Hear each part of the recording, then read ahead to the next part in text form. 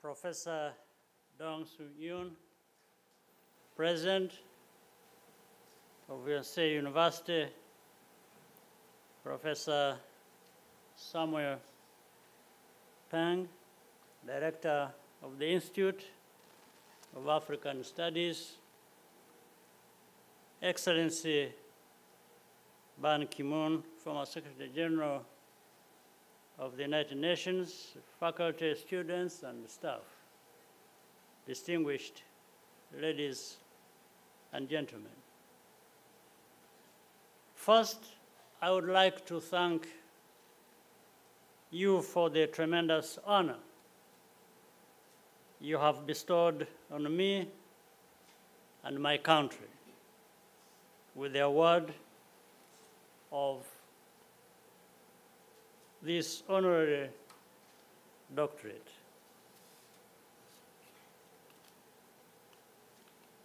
I'm also very happy to see my very good friend and colleague, whom I respect, Mr.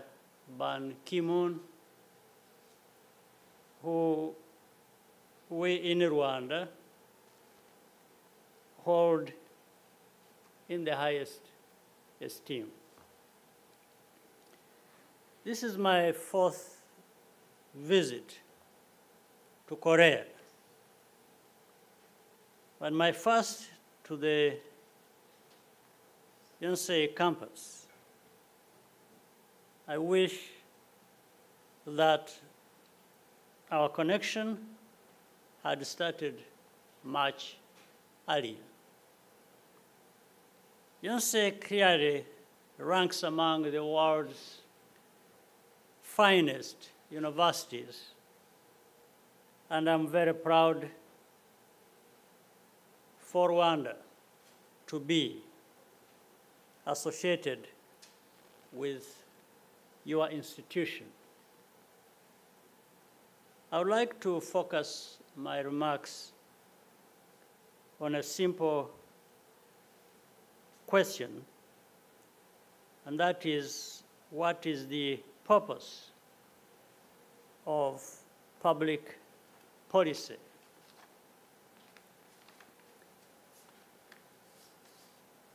Let me put it succinctly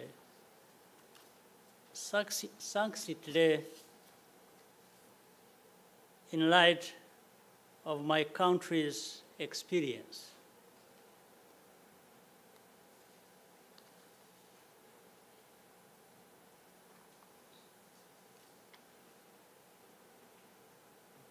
The purpose of public policy is to make our citizens safe, united, free, creative, and prosperous, more or less in that order. On this day, 30 years ago, Rwanda was still in the midst of a genocide that claimed more than 1 million lives. In order to keep power at all costs, the previous regime decided to eliminate one segment of the population known as Tutsi. The forces of the Rwandan Patriotic Front, which I led, put a stop to the genocide after 3 long months.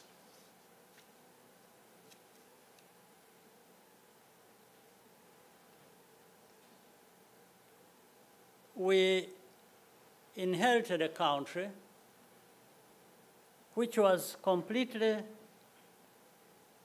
broken and devastated, physically, financially, and spiritually. Our people were displaced and divided. Establishing security was our first policy objective. Without it, nothing else is possible. But security alone is not enough. We quickly turned to diagnosing the root causes of the divisions that led to genocide. People in Rwanda have various differences, just as in any other country. Everyone is entitled to that. However, in the relationship between citizens and the state, we decided that all that matters is what unites us, being Rwandans. Ethnic categorization and categories were abolished on identity cards, along with quotas and discrimination of all kinds, including on the basis of religion. Safety and unity allowed us to expand our horizon into the future. But our country was still very poor. Achieving real prosperity requires mindsets of truth-seeking, critical thinking, and creativity. A country also needs to secure the freedom to set its own path, despite the pressures and hypocrisies from the international system, especially for small and medium-sized nations. We decided to focus on instilling these virtues in our young people as a strategy for national transformation. We needed to confront the truth of our history, above all, and ensure that the memory of our tragic past was not forgotten. For 10 years, all Rwandans participated in a national truth and justice process known as the Gacaca, which allowed communities to weigh guilt and impose penalties and provide closure to survivors. The files from these proceedings total more than 55 million handwritten pages and are now preserved in our national archives. To open the mind of our youth, we embarked in the late 1990s on the aggressive push to expand internet and technology access. Believe it or not, this was controversial at first. Some donors and philanthropists thought this was a waste of resources, which would be better spent on basic needs. We said we agree on ensuring the needs of our people. But eventually, Rwandans also want to be a people who can aspire to live beyond the basics. Today, Rwanda has the lowest mobile broadband costs in Africa. Our schools are wired, and most public services are transacted on a digital platform called Irembo, meaning really the gate. Money is a commodity, but prosperity is a state of mind. A prosperous people will gain or regain wealth even after enormous setbacks. That's why we are putting increasing emphasis on educating Rwandans for professions that require a lot of creativity and innovation, particularly in high technology. Korea and Rwanda have mostly gone through history without reference to one another. Today, it is much easier to connect and collaborate, and it is increasingly obvious why we should do so. That was the main theme of the Korea-Africa Summit convened by President Yoon this week. Indeed, in many ways, our journeys, while very different, are parallel. This allows us to recognize each other and easily find a common purpose. Among the most important efforts we can undertake together is to contribute to a more harmonious and equitable international society through research, scientific discovery, and imparting knowledge and wisdom to young people.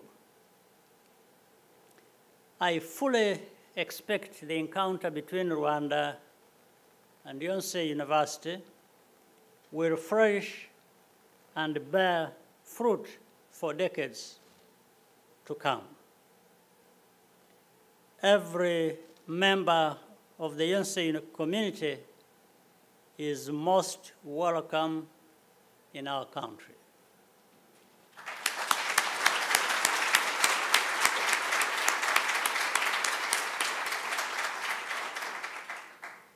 Before I close, I wish to go back to my old friend and colleague, Ban Ki-moon, because he told a story how we met at night. There is a detail he actually left out. It was very late in the night. In fact, it was morning because we met between 1 and 2 a.m. Yeah, he had to continue the journey. He was on a trip across many parts of Africa, campaigning for the Secretary General position. And I had delayed him. I was away in the countryside. So I had to make sure I see him when I came back, and that was very late. So sorry for keeping you very late. But of course, I had the honor and pleasure of working with the Secretary General when he was there at the time of the UN. And in fact, he appointed me sometime in the course of his first term as the co-chair of MDGs, I'm sure my friend Ban Ki-moon remembers that very well. And I served on that commission for a long time. But it was because of the connection we had and the backgrounds we had in terms of the feeling for humanity and development thereof that we worked so well together. And so I thank you. I'm happy to have this moment to include it in my remarks. Once again, I thank you very much for the privilege of being with you today at this prestigious university,